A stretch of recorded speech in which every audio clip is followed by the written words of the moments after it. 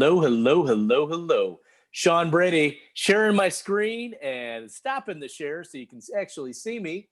There's Omar Maldonado. Here I am up in my fun little corner, and I think our technology is working. Happy day. This is another fabulous episode of Leverage Your Lunch Hour, where we're always talking about improving our life, making us happy, and certainly giving us a little edge in the world with our thinking. So I have the very cool Omar Maldonado. What's going on, my man? Oh man, all kinds of stuff is going on, right? It's all who you're being, man. This is the world of things going on. How you been? You know, it's been busy. We're challenged with all kinds of new things. Yeah. I say challenge because it's not the worst thing in the world. And nope. We have virtual learning now, and everybody's in school full time on screen. So everybody's home in my house, and everybody's on a screen right now. It's a powerful shift. It's something that I never saw that coming, right?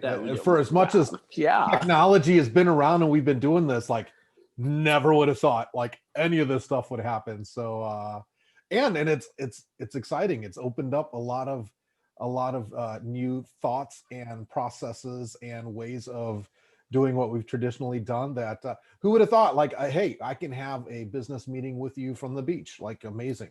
Right. Or my car, or from wherever.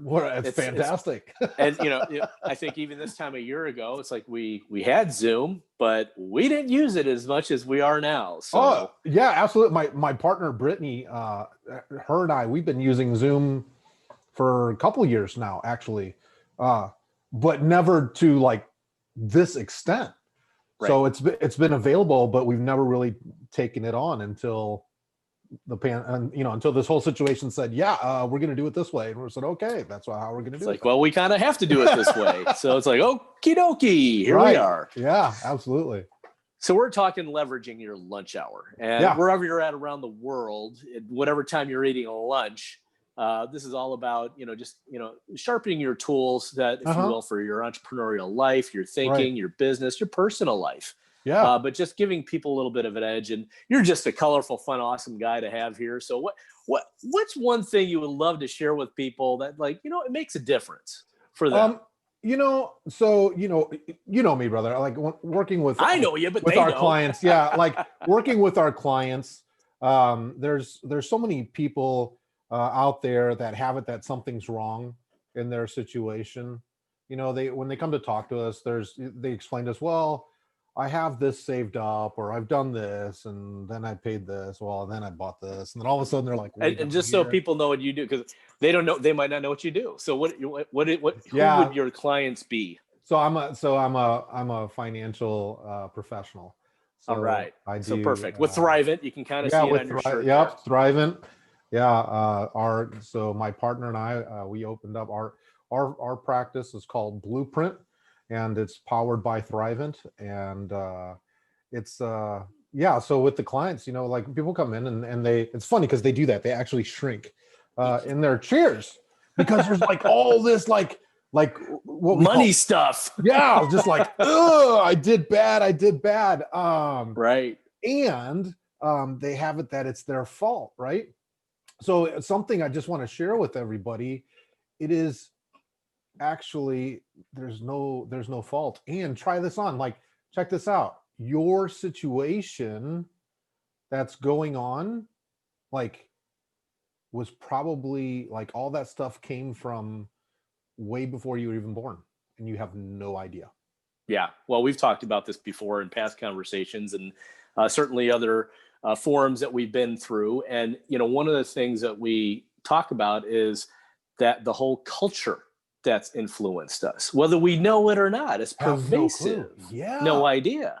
Right. There's my buddy Josh at Medici. Josh. Yeah. And he always gives credit to his father, who says there's a thing called St. Louis polite, right? Yeah. And I'm like, well, what's St. Louis polite? It's that's where they're really nice to you. They just don't say no, I don't want to talk to you anymore. It's oh yeah, let me get back to you. It's more prevalent for sales and business. I'm well, here's a little secret. No, tell me what you like about it. Here's what I love about that. Everyone in St. Louis that's listening and watching right now knows exactly what you're talking about. Yes, they do. However, nobody in St. Louis has actually named it. It's the people that are outside of St. Louis that come and see it.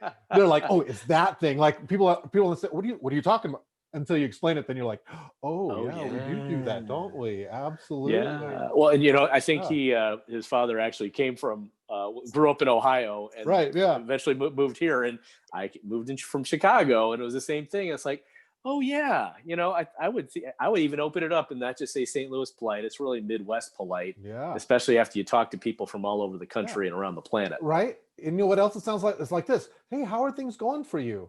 Great. Oh, really good. Great. Really good. Right. How are your finances going? Super duper. Great. And I like that. I think of that commercial. It's like, I'm up into debt up to my eyeballs. Right.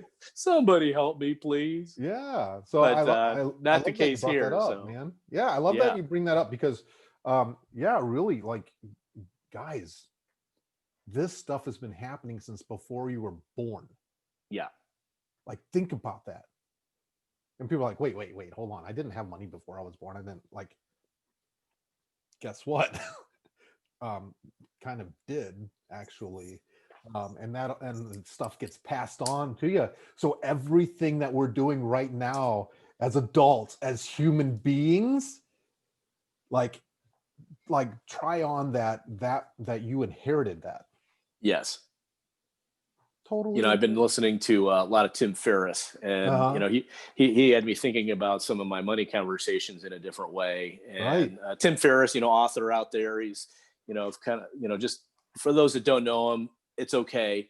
I know there's people watching the show and they probably never heard of Tim Ferriss, but he's written all these books, and he really is an extremist in using himself as a guinea pig in anything he wants to better himself in. And one of them was money, and he created this list of 17 questions he challenged himself with over the years. Yeah. And I wanted to share hopefully a couple of them. I know we're limited for time today, but testing the impossible 17 questions that changed his life. And one of them was, if I could only work 2 hours per week on my business, what would I do? Another one around money was, I'll say it exactly the way I think I captured it from what he said, was, how can I throw money at this problem? Or how can I even waste money to improve the quality of my life?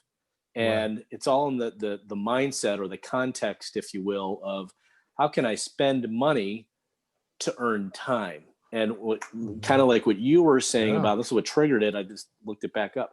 Was that whole idea that the people shrinking in their chairs when they come in to see you, and it's like, I've done something bad and wrong, and nobody else is in my situation ever. And everybody is in your situation. And everyone's in their situation, right? Exactly. Yeah, it's so fantastic because we have it that our situation is unique. Yeah. And guess it's like totally not. And here's what's so crazy. It's actually got nothing to do with how much money you got. That's what's crazy. But I get it. But say what you mean, and then I'll no, so it's fantastic because people are probably like, oh, Omar, what the heck are you talking about? It has everything. If I had more money, right? Like I would have, like, and with that, you would have a whole nother set of things that are going on in your head about what's like not working. Right. Did you know, by the way, that like people that win the lottery and they like win millions of dollars, that usually within a couple of years, it's all gone or they're bankrupt? I had actually heard that. It's kind of amazing. It's like, wait a minute, you just were given all this money that you never had before. So where's it all go? Well, and it has to go to, again, it's nothing about the actual money, and it has everything to do with your relationship to money. So like, for example, so my partner Brittany and I, when we're talking with potential prospects or current clients, one of the things that we want to do is we want to really get to know, like, what has your experience been with finances growing up? And it's really important, right? What's your family dynamic? What's happening there? Because what happens is that we subconsciously bring all that to like how we're dealing with stuff right now. And that's awesome. And that's why you'll have people that get lots of money and then all of a sudden it's gone again. Gone. Because they didn't actually change anything.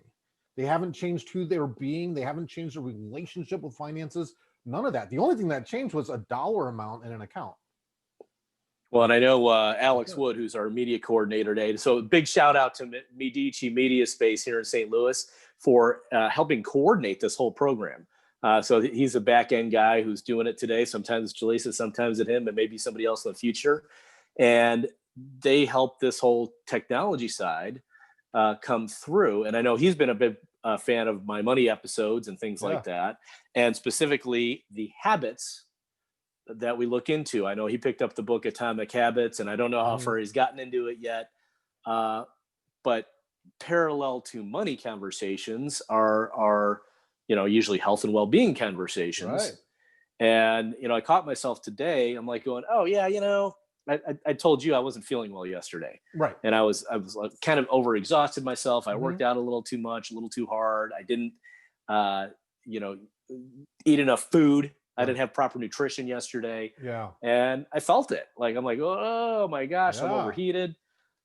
And then today I kind of broke my normal habit. So my normal habit is just my regular routine. I get up and I stretch, I walk. I have some coffee about midday, maybe 11 o'clock. And then I eat lunch after the show. Yeah. But today I changed up the habit, or I didn't change up the habit. I didn't stay with the habit. I switched. I'm like, I'm going to have a shake this morning. And then I've kind of been eating smaller meals. I'm on my third smaller meal for the day so far. And that's so key. That's so fantastic because, again, when we're talking with our clients, that's one of the things that we're taking a look at what are you normally doing? Like, what's the thing that you do every day? Yeah. Right? And number one, is that working? Because there's probably areas that it is working, right? Yeah, probably right. Some level of comfort. Otherwise, you wouldn't be doing it. Right. Otherwise, they wouldn't be coming to see you, most likely. Right. Exactly. So there's something that's working well, and then there's other things though in that aren't working, or it's not working as well as you'd like it. Right. To, right. And so what we take a look at is, okay, if we were just to leave things alone, don't do a single thing, just leave it alone. Right. Here's the likely scenario. Here's probably what's going to happen, right? And most people are like, yeah, I know. That's why I'm here, right? And then what we take a look at is like, okay, where can we start seeing where we can take new action around our situation, right? And we start talking about and start implementing some of these things. And what we do, for us, it's really, we have a completely different conversation. It's funny because like usually people's first experience with an advisor, I remember mine. Like, well, yeah. And it stuck with. What was yours? Yeah. So by the way, for those of you that don't know, I did not pop out born a financial professional, right? That wasn't it.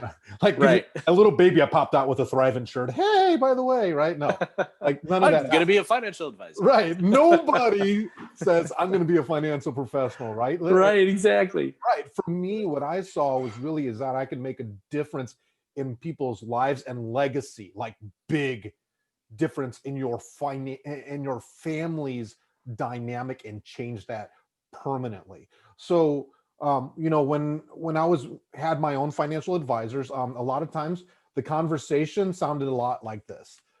So Sean, tell me a little bit about yourself. When are you going to retire? Hey, are you putting away in a 401k? Do you have other accounts? You got money in your bank? Do you have credit card debt? Do you have student loans? Do you own your car? How much is your mortgage? Right. And then they're just steady writing down in their, the company's little folder or whatever. Oh, they got this. And then 45 minutes later, there's this miraculous recommendation that says, Sean, you need to be saving more.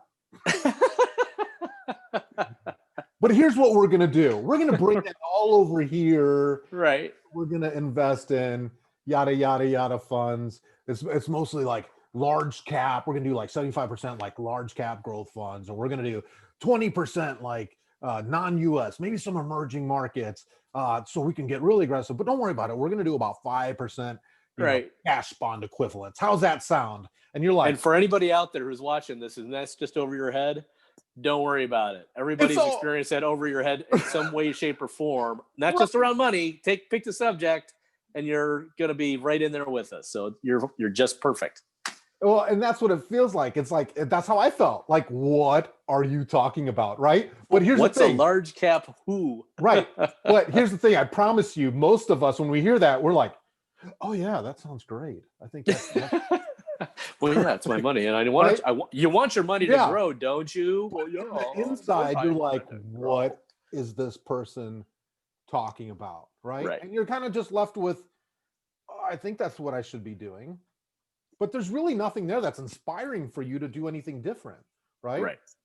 And so what happens? So you do what they tell you to do, and then you kind of don't talk to the person, and then 20 years down the line, you realize you're not in the spot that you want to be, right?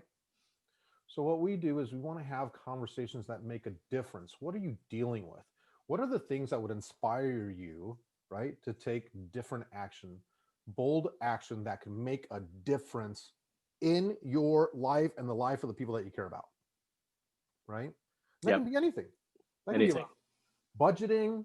That could be around putting away for retirement. That can be like, hey, I want to make sure if something happens to me, my family is taken care of, right? But it's really important because it's the things that we've experienced in life. How you saw your parents deal with money. Maybe something happened and you spent money unwisely, and you had it from then on, like, I'm never going to do that again. And that actually stops us. Yeah, I actually saw for myself, it's like, how do I trust myself with my own, oops, hold on, come on back, Sean, where'd I go? Can you see me now? There I am. And for those that don't know, my camera stand broke today. Obviously, I thought I had a master with my camera stand, and I broke it. There's the proof I broke it. But so going back to what I was saying was, I do have some mastery of money for myself, but it's like, wait a minute, I'm not even trusting myself with what the stuff I know. Right. It's like me not trusting myself with, it's like, I know what right things I'm going to eat, but it's like, oh, I'm not going to trust myself. Yeah. And it's like, oh wait, no, if I just take a step back and look, I do trust myself with the stuff I eat and, how I do my money, and I can learn more or I don't have to learn more. And you need to save more money. That's classic. Well, and yeah, it happens all the time, right? But again, we're like, what the heck difference is that going to make? So exactly, really, a takeaway for people, right? You guys really want to make a difference for yourself? Totally. Start having the conversation about what you're dealing with. Anybody, look, we're in like financial capital of the world right now, St. Louis, right?